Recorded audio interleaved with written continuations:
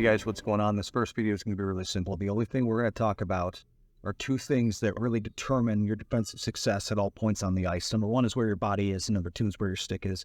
In all defensive scenarios, these two things are very important. So let's get started. Go through what we're going to see here. All right, so we've got some videos of Nick Lindstrom. You can see right there, a nice stick in the lane. Actually, right here, he gets stood off. Too big of a gap here between the red and the blue. But here they come. He's able to slow down, retrieve his gap that he needs, get a stick in the lane. Right here, nice little body, right? Gets good positioning, gets lucky, sticking his foot out there, but uses his stick to get into the lane, turn that puck up ice. Right here, Patrick Kane on Nick Lindstrom. Does a nice little spinorama. You'll see Nick Lindstrom slams on the bridge right away, gets excellent stick positioning right away, nifty little stick lift. Then he's able to manipulate the puck and get it out of there. Let's see what we got here. Right there, he's putting his stick out, pushing the forward to the outside, recognizing at the dot that he wants to start stepping into the middle of the ice.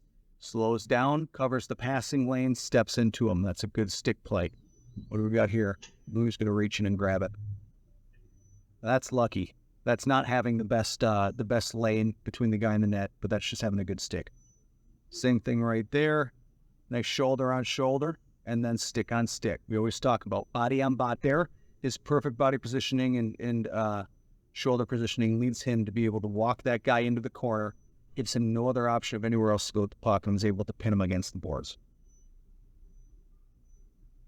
So there's a few of these you'll see that he's not really in great positioning, but he doesn't panic, right? He's able to just get his stick back, keep it in the lane. And right there, that one's perfect. He sees the forward not knowing what to do. He slows down, stays in the lane, gets a puck, his stick on the puck, and then it gets goes up the shin pads here. We got here Jamie Benn with some speed. Nick Lindstrom, shoulder on shoulder, gets that big stick out.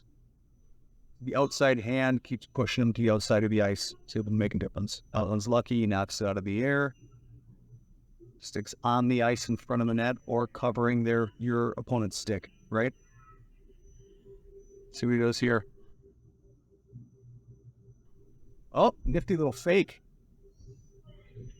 Fools Danny Heatley there. We will go over there. So there's a few good things that we saw there. At the end of the day, the number one thing that we want to make sure is that we are always maintaining gap.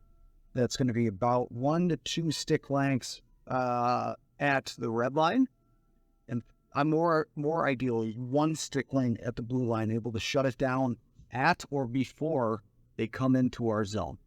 You see that a lot with what he's doing, but he really is a master at it. Number 2, you keep your outside shoulder on that forward's inside shoulder, and that will help push him to the outside of the ice. You're going to hear us say a lot this year, play in between the dots. That tactic's going to help drive forwards to the perimeter of the ice, the exact opposite place where it's dangerous. And then finally, use that stick to help shepherd them along. You guys are watching film, and you guys are watching NHLers, and you guys are watching college guys. Watch for this. Watch what happens when goals are scored. A lot of times there's a breakdown on these types of things. Thanks. We'll see you back on the next one.